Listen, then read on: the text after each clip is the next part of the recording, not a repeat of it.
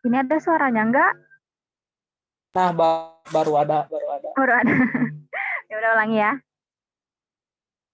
Lalu selanjutnya, mathematical communication atau komunikasi matematika. Next.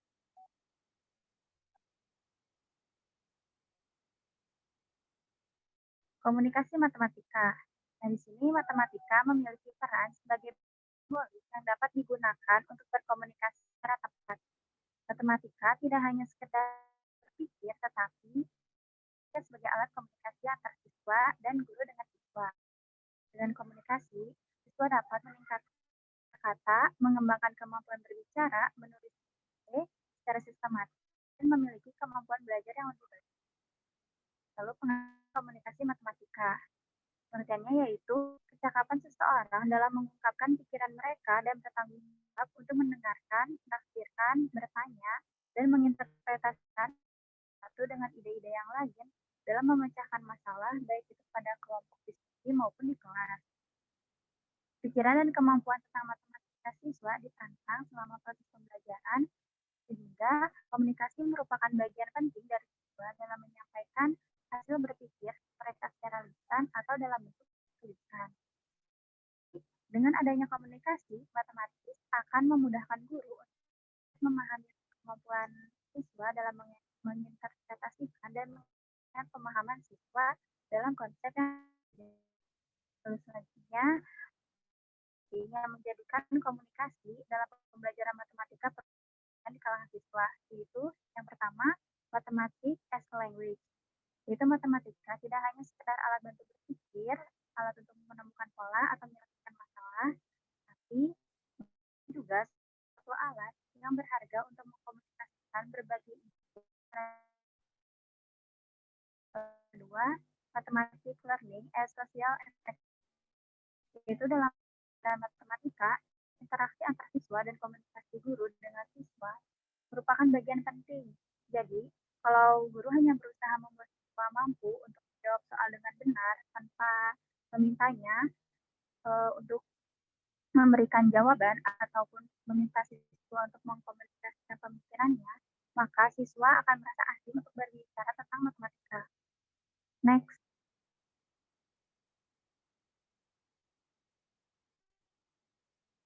Lalu, kemampuan komunikasi masih kemampuan sangat memahami kemampuan siswa dan pun kemampuan yang tergolong dalam komunikasi matematis yaitu yang ke satu kemampuan situasi, gambar, diagram,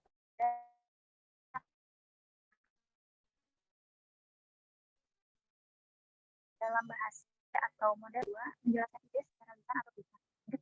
Dengarkan, berdiskusi dan menulis tentang matematika. Yang keempat, membaca dengan pemahaman suatu representasi matematika tertulis. Yang kelima, membuat konjektur, merumuskan dan generalisasi. Yang terakhir, mengungkapkan kembali suatu uraian dalam bahasa fisik. Nah, agar komunikasi matematika itu dapat berjalan dan berperan dengan baik, maka guru harus menciptakan suasana yang kondusif pembelajaran dan dapat mengoptimalkan kemampuan komunikasi matematika. Guru yang mengkoordinasikan siswa dalam kelompok-kelompok kecil dapat dimungkinkan terjadi komunikasi itu siswa dengan siswa satu dengan siswa yang lainnya. Next.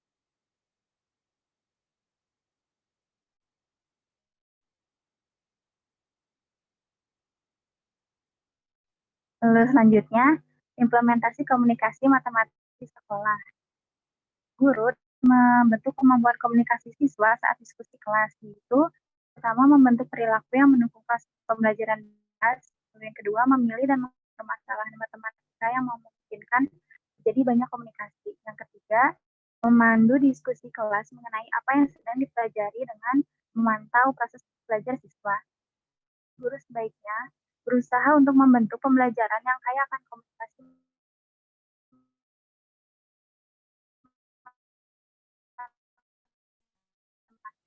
di mana siswa kan untuk membagi hal. Guru juga harus membutuhkan keterampilan dan penilaian yang baik.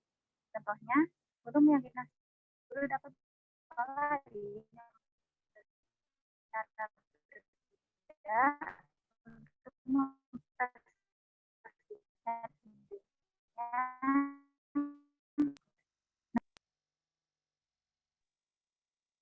Selanjutnya teh.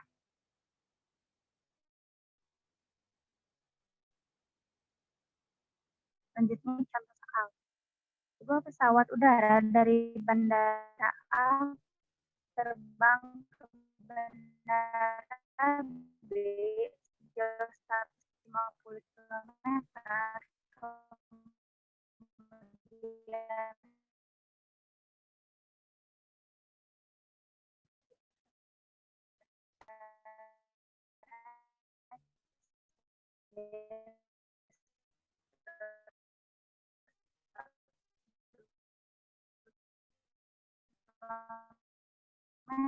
dari bandara C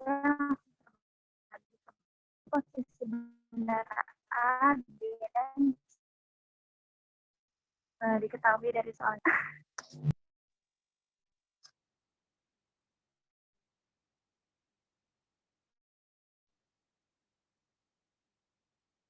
Apa gimana?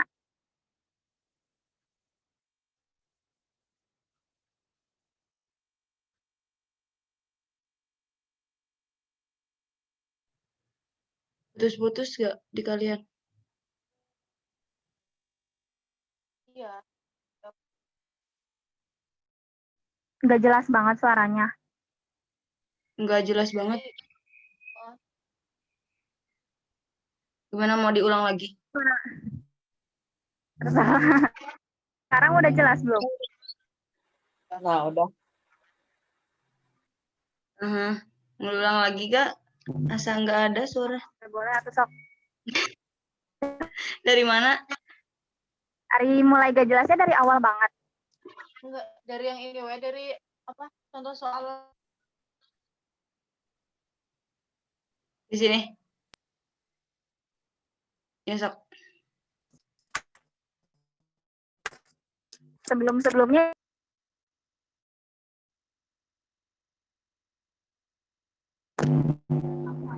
Ada lagi.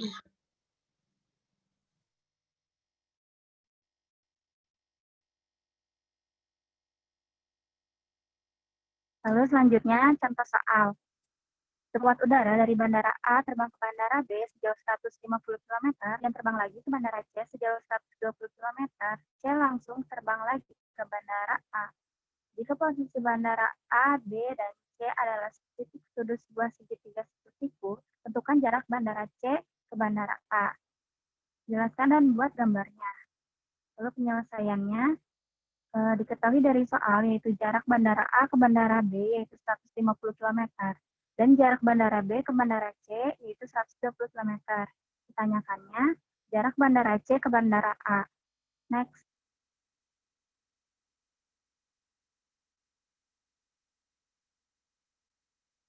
Nah, pertama kita harus menggambar dulu segitiganya. Segitiga A, B, dan C. Lalu misalkan jarak bandara A ke bandara B-nya yaitu C sebesar 150 km. Lalu jarak bandara B ke bandara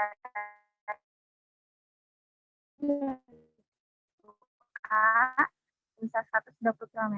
Ini ditanyakannya. Nah, di sini kita menggunakan kuadrat ditambah B kuadrat sama dengan C kuadrat. Karena ditanyakannya B, maka rumusnya B kuadrat sama dengan kuadrat dikurangi A kuadrat. Lalu, setelah diketahui pada soal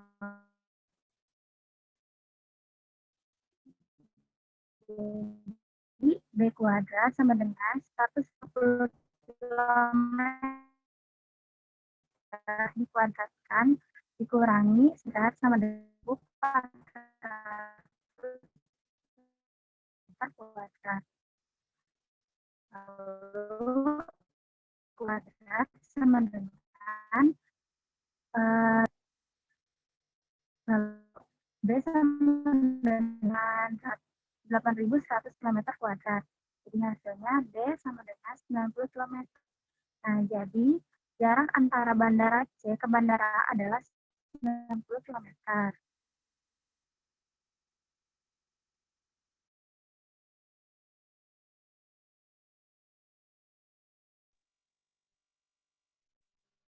Selanjutnya tentang poin mathematical connection atau koneksi matematika.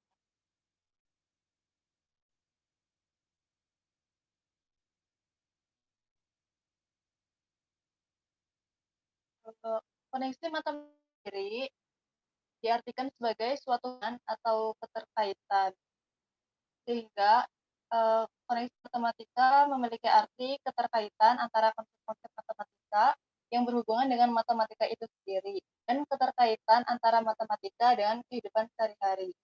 Menurut Dewi juga menjelaskan bahwa koneksi matematika dapat diartikan sebagai keterkaitan secara internal dan eksternal. Keterkaitan secara internal berarti keterkaitan antara matematika dengan matematika sendiri. Dan secara eksternal berarti keterkaitan antara matematika dengan kehidupan sehari-hari. Selanjutnya,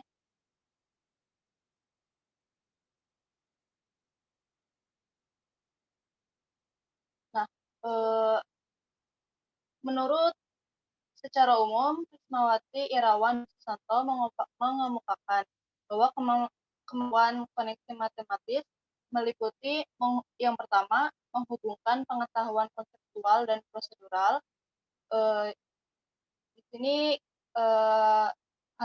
siswa harus mengetahui konsep dari suatu materi dan prosedur apa saja yang dilakukan. Yang kedua, menggunakan matematika pada topik lain. Yang ketiga, menggunakan matematika dalam kehidupan sehari-hari. Dapat di sini dapat dihubungkan antara matematika kehidupan sehari-hari. Dan yang keempat, melihat matematika sebagai kesatuan yang terintegrasi. Yang kelima, menerapkan kemampuan berpikir matematis dan membuat model untuk menyelesaikan masalah dalam pelajaran lain seperti musik, seni, psikologi, sains, dan bisnis. Yang keenam, menggunakan koneksi antara topik-topik dalam matematika. Dan yang terakhir, mengenal berbagai representasi untuk konsep yang sama.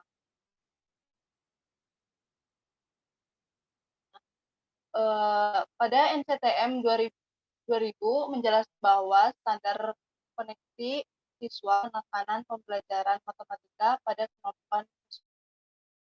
Yang pertama, mengenali dan menggunakan hubungan antara IDD matematika. Jadi di sini siswa harus mengenali konsep apa saja yang digunakan dalam konsep matematika yang digunakan dalam suatu persoalan. Dan yang kedua, memahami bagaimana ide-ide matematika saling berhubungan dan membangun satu ide ke ide lain untuk menghasilkan suatu kesatuan yang utuh. Di sini siswa harus memahami setelah tadi yang pertama mengenali konsep matematika, yang kedua konsep matematika apa saja dan yang ketiga yaitu mengaplikasikan konsep matematika yang ada. Selanjutnya,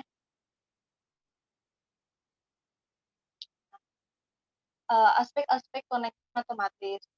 Menurut Setiawan, Suyitno, dan Susilo mengemukakan bahwa aspek-aspek yang berkaitan dengan koneksi matematis diasumsikan ada tiga. Nah, ketiga aspek yang dimaksud yaitu yang pertama, unifying themes atau penyatuan tema. Nah, penyatuan tema-tema seperti perubahan, data, dan bentuk dalam materi matematika yang dapat menarik perhatian terhadap sifat dasar matematika yang berkaitan satu sama lain. Yang kedua itu mathematical process. Nah, mathematical process yaitu proses matematika meliputi representasi atau pengenalan, kemudian aplikasi, kemudian dilakukan problem solving atau penyelesaian masalah, dan yang terakhir itu reasoning atau pembuktian. Dan tiga itu mathematical connectors. Nah, di sini mathematical connectors yaitu fungsi, matrik, algoritma, grafik, variabel, perbandingan dan transformasi merupakan ide-ide matematis yang menjadi konektor ketika mempelajari topik-topik matematika yang dengan spektrum yang luas. Selanjutnya,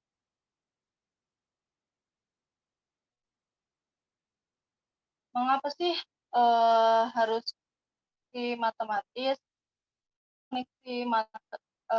Kaidah koneksi dari Yusuf Pranata menyebutkan bahwa setiap konsep, prinsip, dan jalan lainnya struktur koneksi yang terdapat di antara cabang-cabang matematika memungkinkan siswa melakukan penalaran matematis secara analitik dan sintetis. Siswa menjadi berkembang. Untuk koneksi yang paling utama adalah mencari koneksi dan relasi di antara berbagai struktur dalam matematika.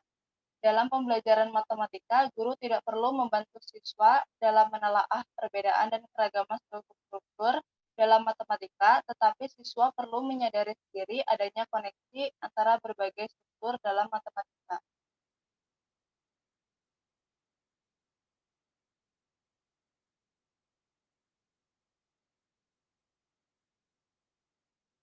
Jadi, kemampuan koneksi matematis sangat penting dimiliki oleh siswa, khususnya dalam pembelajaran matematika. Pentingnya koneksi matematis tersebut secara umum dapat dirangkum berikut.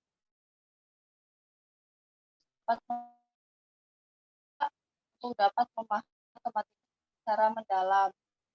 Mengapa demikian?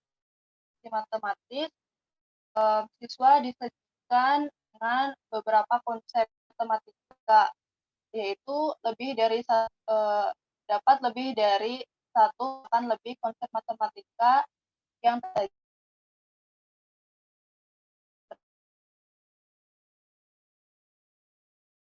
Ini sudah pasti karena dalam penyelesaian masalah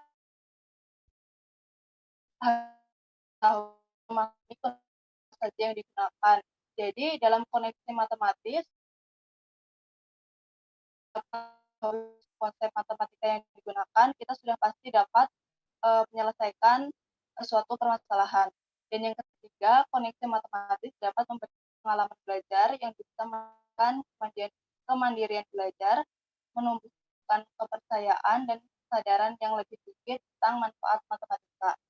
Karena dalam koneksi matematis dapat dihubungkan atau digunakan dengan kehidupan sehari-hari. Jadi matematika juga dapat berguna dalam pemecahan masalah di kehidupan sehari-hari.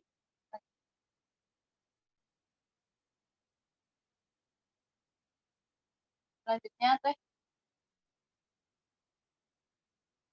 Nah, di sini ada contoh di keterkaitan dari dengan kehidupan sehari-hari. Dalam satu kelas terdapat 40 siswa. Mereka memilih olahraga yang mereka gemari. Ternyata 29 siswa gemar bermain basket, 27 siswa gemar bermain voli, dan 6 siswa tidak menggemari kedua olahraga tersebut. Nah, gambarlah diagram dari keterangan tersebut dan tentukan banyaknya siswa yang gemar bermain basket dan voli. Sini untuk dapat menggambarkan diagram Venn, kita harus mencari tahu terlebih dahulu berapa siswa yang menggemari olahraga basket dan voli. Yang mana N dalam kurung A irisan B. Di sini A kita misalkan sebagai siswa yang gemar bermain basket, ditambah NB sebagai siswa yang gemar bermain voli, dikurangi NS sebagai jumlah siswa dikurangi NX untuk siswa yang tidak di kedua olahraga. Kita jumlahkan, kemudian ditambah 27 dikurangi 48 dikurangi 6 siswa yang menghasilkan 14 siswa menyukai olahraga dan voli. Nah, setelah kita setelah ditemukan pesan A dan B, kita menghitung berapa siswa yang hanya menyukai basket voli saja. Nah, untuk menyukai basket, kita hitung dengan 29 siswa dikurangi 14 sama dengan 15 siswa. Untuk yang menyukai voli saja, siswa dikurangi 14 siswa sama dengan 13 siswa. Dan untuk yang menggemari basket dan voli itu tadi 14 siswa. Kita sekarang dapat menggambarkan diagram Venn ada pada presentasi.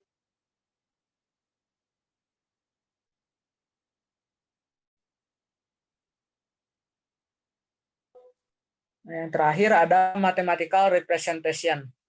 Next.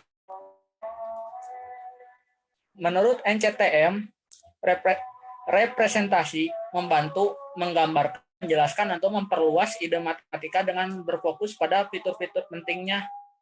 Representasi bisa meliputi simbol, persamaan, kata-kata, gambar, tabel, grafik, objek manipulatif, dan serta mental, cara internal berpikir tentang matematika. Jadi dapat disimpulkan, kemampuan representasi matematika adalah kemampuan siswa untuk mengumumkan matematika dalam suatu konfigurasi yang dapat menyajikan sesuatu hal dalam suatu cara tertentu. Next. Adapun standar representasi menurut yang oleh NCTM sebagai berikut. Yang pertama, membuat dan menggunakan representasi untuk mengatur, mencatat, dan mengkomunikasikan bahasa atau simbol matematika. Yang kedua, memilih, menerapkan, dan menerjemahkan antar representasi matematika untuk memecahkan masalah.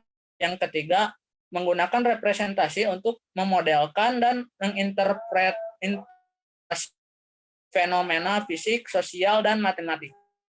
Next.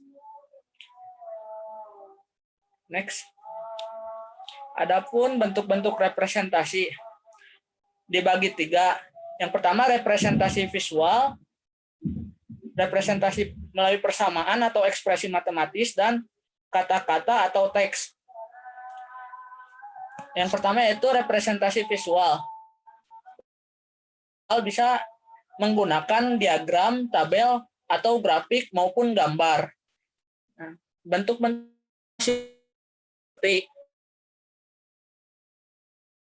dari suatu representasi ke representasi diagram, grafik, atau menggunakan representasi visual untuk menyelesaikan masalah, membuat pola-pola, membuat gambar untuk memperjelas masalah dan memfasilitasi penyelesaian. Yang kedua yaitu representasi melalui persamaan atau ekspresi matematis. Bentuk operasionalnya membuat persamaan atau model matematika dan hasil lain yang diberikan. Yang kedua yaitu membuat konjektur dari suatu pola bilangan, menyelesaikan masalah dengan melibatkan ekspresi matematis. Dan yang ketiga yaitu kata representasi melalui kata-kata. Bentuk operasionalnya seperti membuat masalah berdasarkan data atau representasi yang diberikan, menulis dari suatu representasi, menuliskan langkah-langkah matematika dengan kata-kata dengan suatu representasi yang disajikan, menjawab soal dengan menggunakan kata atau teks tertulis. Next.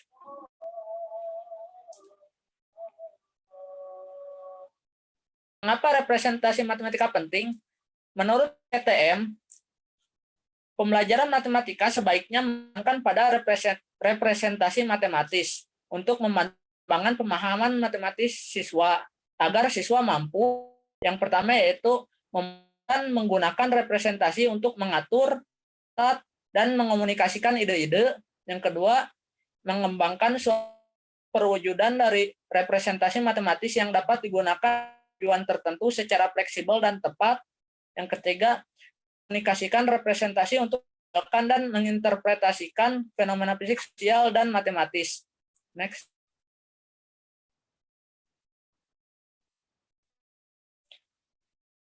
menurut Goldin dalam Fadilah, representasi dibagi menjadi dua, yaitu representasi eksternal.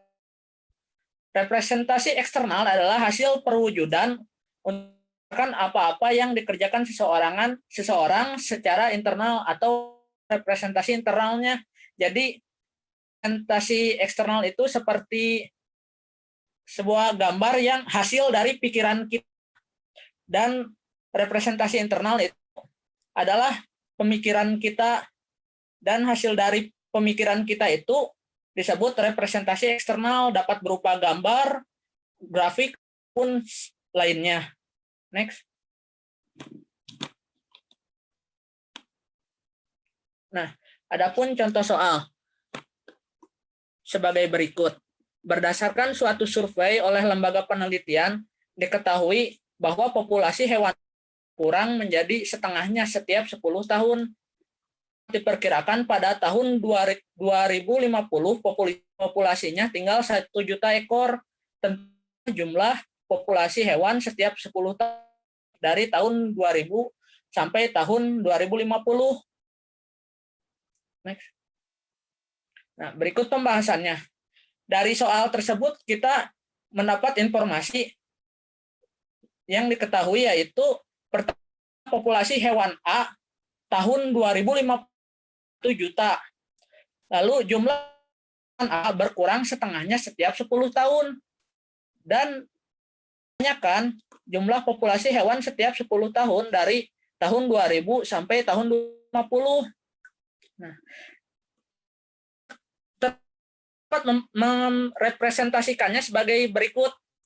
Misalkan A adalah populasi hewan pada tahun 2000. Maka tahun 2000 jumlah populasinya adalah sebesar A.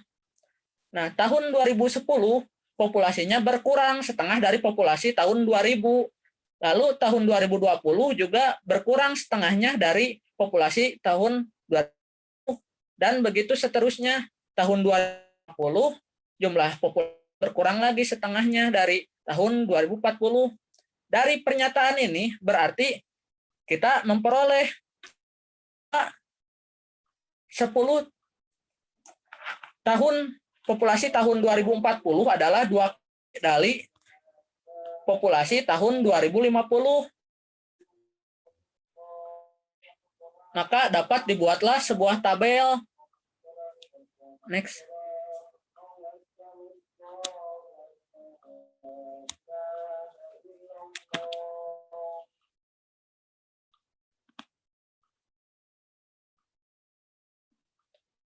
Nah, dari informasi tersebut bisa berikut, di mana tahun 2050 populasi hewan A itu sebanyak 1 juta.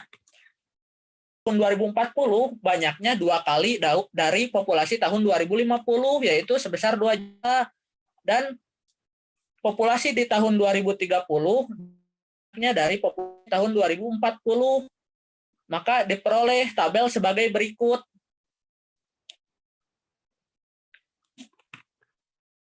Sekian presentasi dari kelompok kami.